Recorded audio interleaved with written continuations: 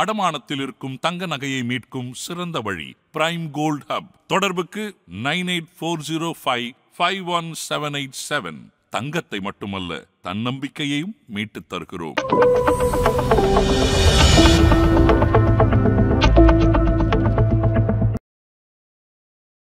இப்போ ட்ரம்ப் வந்து நீங்கள் சொன்ன மாதிரி 25% வந்து டாரிஃப் கொண்டு வந்திருக்கிறாரு. இதனால எந்த செக்டார்ஸ் அதிகமாக பாதிக்கப்பட போகுது? ஐடி செக்டர்ஸ் பாதிக்கும் இருக்கும். கொஞ்சம் ஃபார்மாவில் சில கம்பெனிஸ்க்கு யூஎஸை பேஸ் பண்ணியிருக்கிற கம்பெனிஸை பாதிக்கும். யூஎஸ் டிபெண்ட் கம்பெனிஸ் வந்து கொஞ்சம் இம்பேக்ட் இருக்கும். பாக்கியெல்லாம் ஓகேவாக மேனேஜ் பண்ணி, ஸோ அதனால் ஒரு பெரிய இம்பேக்ட் இருக்குன்னு சொல்ல முடியாது. ஆர்டிஃபிஷியல் இன்டெலிஜென்ஸுங்கிறது நம்ம நினைக்கிற மாதிரி ஒரு சின்ன விஷயம் இல்லை. சாதாரணமாக ஏதோ ஒரு சின்ன சின்ன விஷயங்களை பண்ணி கொடுக்கக்கூடிய விஷயங்கள் இல்லை. இன்னும் கொஞ்ச நாள் போயிடுச்சுன்னா உங்களுக்கு எல்லாத்துக்குமே உங்களுக்கு AI is coming in. So அப்போ என்ன ஆகும்னு கேட்டிங்கன்னா, ஐடி கம்பெனியில் மாத்திரம் இல்லை, பாக்கி எல்லா செக்டார்ஸ்லேயுமே artificial intelligence is going to come in. இந்த கால சூழ்நிலைக்கு தகுந்த மாதிரி நான் என்ன படிக்கணும், என்னோட என்ன ஸ்கில்ஸை இம்ப்ரூவ் பண்ணிக்கணும், அதெல்லாம் வந்து பண்ணிட்டா தான். ஓகே சார், இப்போ ட்ரம்ப்போட டாரிஃப்னால இந்தியன் எக்கானமிக்கு எதுவும் பாதிப்பு இருக்கா சார்? ஆதன் பிஸ்னஸ் நேயர்களுக்கு வணக்கம். தொடர்ந்து நம்ம சேனல்ல மியூச்சுவல் ஃபண்ட், இன்வெஸ்ட்மெண்ட், இன்சூரன்ஸ் இப்படி நிறைய விஷயங்களை பார்த்துக்கிட்டு வரோம். அந்த வகையில இன்னைக்கு ட்ரம்பினுடைய டாரிஃப்னால ஷேர் மார்க்கெட் எந்த அளவுக்கு பாதிச்சிருக்கு, இதே நிலைமை நீடிக்குமா அப்படின்றத பத்தி தான் இந்த வீடியோல பார்க்க போறோம். இதை பத்தி நம்ம கூட ஷேர் பண்ணிக்க இன்னைக்கு ஜாயின் பண்ணிருக்காரு financial expert doctor V Hariharan அவர்கள். வாருங்கள் பேசலாம். வணக்கம் சார். வணக்கம் மேம். எப்படி சார் இருக்கீங்க? நல்லா இருக்கோம். நீங்கள் எப்படி இருக்கீங்க? நல்லா இருக்கேன் சார். சார், இப்போ மார்க்கெட் பார்த்தீங்கன்னா தொடர்ந்து சில வாரங்களாகவே சரிவு நிலை வந்து சந்திச்சுட்டு வருது. இந்த வாரம் மார்க்கெட் அப்டேட் என்ன சார்? மார்க்கெட் வந்து ஒரு ஃப்ளாட் இல்லாட்டினா ஒரு சைட்வே மூவ்மெண்ட் அப்படின்னு சொல்லுவோம். சைட்வே மூவ்மெண்ட்டுன்னா அந்த 25,400 போயிட்டு திருப்பி கம்மி ஆயிருக்கு. இது நம்ம எப்படி பார்க்கணுன்னா, இந்த ஒரு வாரத்தை மாத்திரம் பார்த்தோன்னா இது சரியாக ஒரு இன்டர்பிரிட்டேஷன் இல்லாட்டினா ஒரு இன்ஃபரன்ஸ் கிடைக்காது. ஆல் டைம் ஐ வந்து last year June, July, August அந்த செப்டம்பரில் ஒரு ரேலி ஆகி 26,200 டச் ஆச்சு. அதுக்கப்புறம் வேல்யூவேஷன் ஜாஸ்தியாக இருக்குனாங்க. அதுக்கப்புறம் இஸ்ரேல் வார்சஸ் ஹமாஸ் வார், நம்ம ரஷ்யா உக்ரைன் வார், அதுக்கப்புறம் ட்ரம்ப் பதவியேற்றது, அவர் கொண்டு வந்த சில டிசிஷன்ஸ், அதனால் மார்க்கெட் ஃபால் ஆகி 22,000 வரைக்கும் போச்சு. அங்கிருந்து திருப்பி ரேலி ஆச்சு. எப்போலேருந்து கேட்டிங்கன்னா, மார்ச் 15ஆம் தேதிக்கு அப்புறம் ரேலி ஆச்சு. 22,000லேருந்து 25,400 வரைக்கும் ஒரு 3,400 பாயிண்ட் ஒன் ஸ்டோக்கில் மேலே வந்தது மார்க். ஸோ அதனால் ஒரு ப்ராஃபிட் புக்கிங் இருக்கும். ஏன்னா 26,200க்கும் 25,400க்கும் ஒரு 800 பாயிண்ட்ஸ் தான் டிஃப்ரென்ஸ் இருக்குது. அது ஒரே மாதிரி புல் ரன்னாக போகாது. யாரெல்லாம் 22,000ல் வாங்கினாங்க, ஷார்ட் டேர்ம் ஹோல்டர்ஸ் எல்லாமே ஒரு ப்ராஃபிட் புக் பண்ணுவாங்க. ஏன்னா சில ஸ்டாக்லாம் 70-80% கூட க்ரோ ஆயிருக்கு அந்த பீரியடில். ஸோ அதனால் ஒரு ப்ராஃபிட் புக்கிங்கிறது ஒரு ரெகுலராக நடக்கக்கூடிய விஷயம். ரெண்டாவது வந்து என்னன்னு கேட்டிங்கன்னா, இப்போ இந்த வாரெல்லாம் கொஞ்சம் செட்டில் ஆயிருக்கு. இந்த டாரிஃப் விஷயம் திருப்பி ஜனவரியில் கொஞ்சம் பெரிய அளவில் பேசப்பட்டது. திருப்பி இப்போ அவர் ஒரு 25% இம்போஸ் பண்ணுறேன் அப்படின்னு சொன்னார். அது திருப்பி 7ஆம் தேதி வரைக்கும் தள்ளி வச்சுருக்காங்க. ஸோ அதனால் கூட ஒரு மார்க்கெட் ஒரு சைட்வே மூவ்மெண்ட்டுக்கு போகலாம். இதை தவிர்த்து என்னென்னா, ஃபஸ்ட் குவார்ட்டர் ரிசல்ட் எல்லாமே வந்தது. ஜூனுக்கு அப்புறம் ஜூலையில் ஃபஸ்ட் குவார்ட்டர் ரிசல்ட் வந்ததில் சில கம்பெனிஸ்லாம் நல்லா பண்ணியிருக்காங்க, சில கம்பெனி மீடியாக்கராக பண்ணியிருக்காங்க, சில கம்பெனி சரியாக பண்ணலை. ஸோ ஓவரால் பார்த்தீங்கன்னா ஒரு மாட்ரேட் ரிசல்ட் தான் இருந்தது. ஒரு ஓகோன்னு ஒரு பெரிய ரிசல்ட் இல்லை. ஸோ அதனால் சில ஸ்டாக்ஸ்லாம் அடி வாங்கியிருக்கு. அதை தவிர்த்து ஐடி இண்டஸ்ட்ரியில் கொஞ்சம் லே ஆஃப்லாம் நடக்கிறது. சில கம்பெனியில் வெளியில் சொல்கிறாங்க, சில கம்பெனியில் சொல்கிறதில்ல. பிகாஸ் ஆஃப் ஆர்டிஃபிஷியல் இன்டெலிஜென்ஸ் வந்ததுனால. ஆர்டிஃபிஷியல் இன்டெலிஜென்ஸ் மாத்திரம் இல்லை, கார்ப்பரேட்டே இந்த ஐடி ஸ்பெண்டிங்ஸ்லாம் கொஞ்சம் கம்மி பண்ணியிருக்காங்க. ஸோ அதனால் கூட மார்க்கெட் கொஞ்சம் சைட்வே மூவ்மெண்ட்டில் இருக்குது. ஆனால் நம்ம லாஸ்ட் இயர்லேருந்து இந்த ஸ்டாண்டை மெயின்டைன் பண்ணுறோம். ஜனவரி, பிப்ரவரிலாம் கூட சொன்னோம் ஜூனுக்கு அப்புறம் மார்க்கெட் ரிகவரி ஆகும்ட்டு. அது மாதிரி 25,000 லெவலில் வந்திருக்கு. செப்டம்பருக்கு அப்புறம் திருப்பி அகெயின் ரேலி ஸ்டார்ட்ஸ்.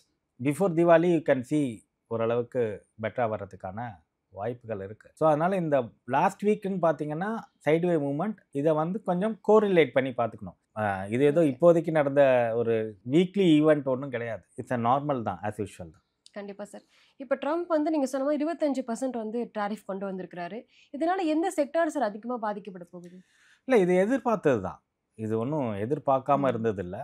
ஒரு இண்டஸ்ட்ரியலிஸ்ட்லாம் எக்ஸ்பெக்ட் பண்ணது என்னென்னா ஒரு 10 to 15% அந்த அளவுக்கு எதிர்பார்த்தாங்க. ஒரு டாரிஃப் இருக்க தான் செய்யும் அப்படின்ட்டு. ஏன்னா எல்லா கண்ட்ரீஸ்லேயும் அவர் டாரிஃப் போட்டிருக்காரு. இல்லாட்டினா கொஞ்சம் ஃபேவரபுளாக வரணும் அப்படிங்கிற மாதிரி சொல்கிறாரு. ஆனால் இந்தியாவுக்கு அதிகமாக போட்டிருக்காரு. சைனா 30% இருக்கு. அதுக்கு முன்னாடி பங்களாதேஷ்லாம் 25% மேலே இருந்தது. கொஞ்சம் பிரிட்டன் அவங்களுக்குலாம் அந்த ரேஞ்சில் இருக்குது, 10-15% ரேஞ்சில் இருக்குது. பட் 25%ங்கிறது ஒரு நெகோஷியேஷன் டெக்னிக். அது அவங்க இப்போ நெகோஷியேஷன் போயிட்டுருக்கு, ஒரு ஃபைனல் ஸ்டேஜில் இருக்குது.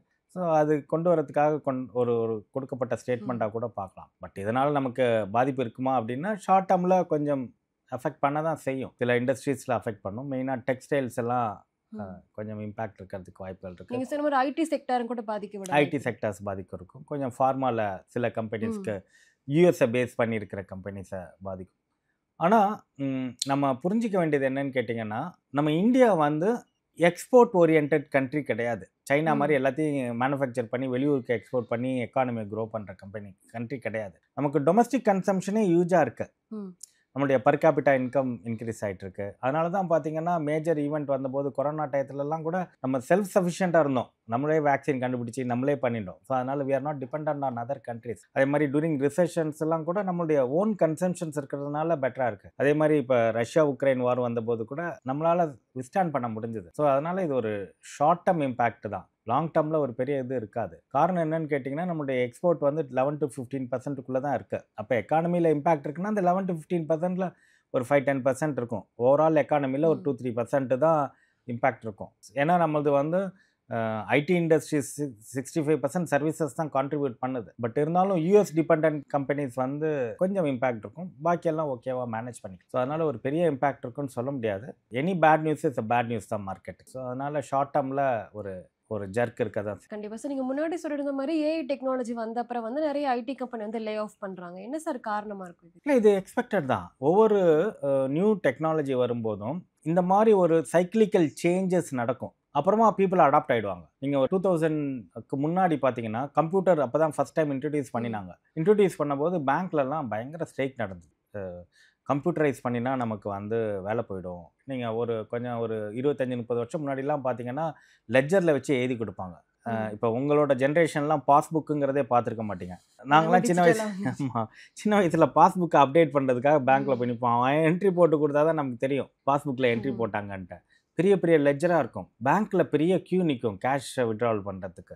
இதெல்லாம் அந்த கம்ப்யூட்டரைஸ் வரும்போது பெரிய ரெசிஸ்டன்ஸ் இருந்தது, பேங்க்லலாம் வேலை போயிடும் அப்படின்ட்டு. But people adapted. நீங்கள் கம்ப்யூட்டர் இல்லாமல் பேங்க் கிடையாது, டெக்னாலஜி இல்லாமல் பேங்கிங் கிடையாது. So people adapted. ஸோ அதே மாதிரி ஒரு புதுசாக 360 degree changes we are evolving it. Artificial இன்டெலிஜென்ஸுங்கிறது நம்ம நினைக்கிற மாதிரி ஒரு சின்ன விஷயம் இல்லை. சாதாரணமாக ஏதோ ஒரு சின்ன சின்ன விஷயங்களை பண்ணி கொடுக்கக்கூடிய விஷயங்கள் இல்லை. இன்னும் கொஞ்ச நாள் போயிடுச்சுன்னா உங்களுக்கு நான் என்ன நினைக்கிறதுங்கிறது கூட கம்ப்யூட்டரே சொல்லும். இவர் இந்த டயத்தில் இந்த நேரத்தில் இது நினைப்பாரு அப்படின்ட்டு. ஸோ அந்த அளவுக்கு ஒரு predictive analysis are going on. So அப்போ வந்து எல்லாத்துக்குமே உங்களுக்கு AI is coming in. So அப்போ என்ன ஆகும்னு கேட்டிங்கன்னா, ஐடி கம்பெனியில் மாத்திரம் இல்லை, பாக்கி எல்லா செக்டார்ஸ்லேயுமே artificial intelligence is going to come in. அதுக்கு வந்து பீப்புள் கொஞ்சம் கொஞ்சமாக அடாப்ட் ஆவாங்க. இது ஒரு டிரான்ஸ்ஃபர்மேஷன் சேஞ்ச். அந்த டைம் நடக்கும்போது அந்த ஒரு 6 months to 1 year or 2 years time வந்து கொஞ்சம் கஷ்டமாக இருக்கும். அதுக்கப்புறம் அதுக்கு தகுந்த மாதிரி ஜாப்ஸ்லாம் க்ரியேட் ஆக ஆரம்பிச்சிடும். இப்போ முன்னாடி கம்ப்யூட்டர் வந்ததுனால the regular routine jobs are reduced அப்படின்னாங்க. Yes, reduced. But computer application related jobs வந்து நிறையா ஆச்சு இல்லையா? நிறைய ஐடி பீப்புள்ஸ் வந்தாங்க, நிறைய சேலரிஸ் ஆச்சு. ஸோ எக்கானமி க்ரோ ஆச்சு. அதே மாதிரி இப்போ ஆர்டிஃபிஷியல் இன்டெலிஜென்ஸை அப்ளிகேஷனை யூஸ் பண்ணுற மாதிரி நிறைய ஜாப்ஸ் க்ரியேட் ஆகும். இல்லை அதை மாடலை ட்ரெயின் பண்ணுற மாதிரி, லார்ஜ் லாங்குவேஜ் மாடல் அப்படிம்பாங்க, எல்எல்எம்பாங்க, அதை ட்ரெயின் பண்ணுற மாதிரி வரும். ஏன்னா எதுவுமே கம்ப்யூட்டராக தனியாக யோசிக்க முடியாது. அதுக்கு யோசிக்கிறதுக்கு சொல்லிக் கொடுக்கறதுக்கு ஜாப்ஸ் எல்லாம் க்ரியேட் ஆகும். ஸோ அப்போ ஒரு சைடில் ஜாப் கம்மியானாலும் இன்னொரு சைடில் ஜாப் இம்ப்ரூவ் ஆகும். ஸோ இது ஒரு சேஞ்ச் டைம். ஸோ அதனால் அப்படி தான் இருக்கும். ஸோ அப்போ ரெகுலர் ரொட்டீன் போயிடும். அப்போ இதுலேருந்து மக்கள் எப்படி நம்மளை ப்ரொடெக்ட் பண்ணிக்கணும் அப்படின்னா, அப்டேட் பண்ணிக்கணும். இந்த கால சூழ்நிலைக்கு தகுந்த மாதிரி நான் என்ன படிக்கணும், என்னோட என்ன ஸ்கில்ஸை இம்ப்ரூவ் பண்ணிக்கணும், அதெல்லாம் வந்து பண்ணிட்டா தான் அந்த ஜாப் வந்து இருக்கும். ஏன்னா கம்பெனிஸை போயிட்டு சொல்ல முடியாது, நீ வந்து இதை பண்ணாதீங்க அப்படின்னு சொல்ல முடியாது. இது வந்து ஏன்னா அவங்க they're finding it people are redundant. அதே மாதிரி இப்போ டிசிஎஸ்ல 2% ரிடக்ஷன் பார்த்தீங்கன்னா 2% கிட்டத்தட்ட ஒரு 12,000 எம்ப்ளாயிஸ். அப்படின்னா ஓவரால் எம்ப்ளாயி சைஸ் என்னன்னு கேட்டிங்கன்னா ஆல்மோஸ்ட் 6 லட்சம் பீப்புள். டிசிஎஸ்ங்கிற ஒரு கம்பெனியில் 6 லட்சம் பேர் ஒர்க் பண்ணுறாங்க. 6 லட்சத்தில் 12,000ங்கிறது ஒன்றும் பெரிய நம்பரே இல்லை. அவங்க ஒன் ஸ்ட்ரோக்கில் 20,000 பேர் ரெக்ரூட் பண்ணுவாங்க. அதனால இம்பாக்ட் இருக்குமானா டிசிஎஸோட ஷேர் வேல்யூ கொஞ்சம் குறைஞ்சிது, ஒரு ஜர்க் இருந்தது, குறைஞ்சிது. பட் அதெல்லாம் ரெக்கவரி ஆகிடும். Again it is only an temporary phase. இது டிசிஎஸ் மாத்திரம் இல்லை, மற்ற கம்பெனிஸும் ஆல்ரெடி பண்ணிட்டு இருப்பாங்க, நமக்கு வெளியில் தெரியாது, இல்லை மற்ற கம்பெனிஸும் பண்ண ஆரம்பிப்பாங்க. ஸோ இதனால் மார்க்கெட்டுக்கு என்ன இம்பேக்ட்னா ஒரு பெரிய இம்பேக்ட் இருக்காது. இந்த மேன்பவர் ரிடக்ஷன் இந்த மாதிரி சேஞ்சஸ்லாம் வந்து market perceives is a good one தான். கொஞ்ச நாள் கழிச்சு ப்ராஜெக்ட் இல்லாமல் மேன்பவர் ரெடியூஸ் பண்ணாங்கன்னா அது வேறு விஷயம்.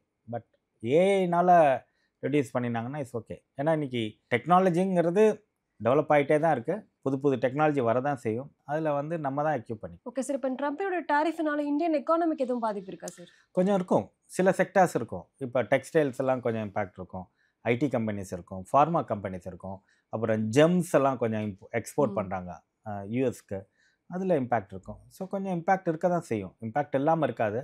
அதனால் மார்க்கெட்டில் எவ்வளவு இம்பேக்ட் இருக்குங்கிறத பார்க்கணும். அதில் ஒரு 3 to 4% ட்ராப் இருக்க தான் செய்யும். But over the period of time Indian economy has got a fuel to grow. இன்னும் ஸ்டீம் இருக்குது. நெக்ஸ்ட்டு 5 years வந்து ஒரு சாலிட் க்ரோத் இந்தியன் எக்கானமியில் பார்க்கலாம். அதோட ரிஃப்ளெக்ஷன் ஸ்டாக் மார்க்கெட்டில் தெரியும். கண்டிப்பாக சார். இந்த சமயம் இன்வெஸ்ட் பண்ணுறதுக்கான சரியான சமயமா சார்? வாங்கலாம், it's opportunity to buy. But stock selection is important. எல்லா ஸ்டாக்கும் போய் நான் வாங்கணும்னா முடியாது. ஏன்னா சில ஸ்டாக்ஸ் எல்லாம் வந்து பெரிய அளவில் இம்ப்ரூவ்மெண்ட் இருக்காது. ஸோ அப்போ மார்க்கெட் வந்து நல்லா இருக்குன்னு சொன்னால் கூட நல்ல ஸ்டாக்காக பார்க்கணும், ஃபண்டமெண்டலி ஸ்ட்ராங் ஸ்டாக்காக பார்க்கணும். நெக்ஸ்ட்டு 5 years என்ன இண்டஸ்ட்ரியில் எந்தெந்த ஸ்டாக்லாம் அப்வர்ட் மூவ்மெண்ட் இருக்கும் அப்படிங்கிறத பார்க்கணும். ஸோ அதுக்கு தகுந்த மாதிரி we need to invest. கண்டிப்பாக சார். மார்க்கெட் பற்றி நிறைய விஷயங்களை சொன்னீங்க, ரொம்பவே நன்றி. ரொம்ப நன்றி. தேங்க்யூ.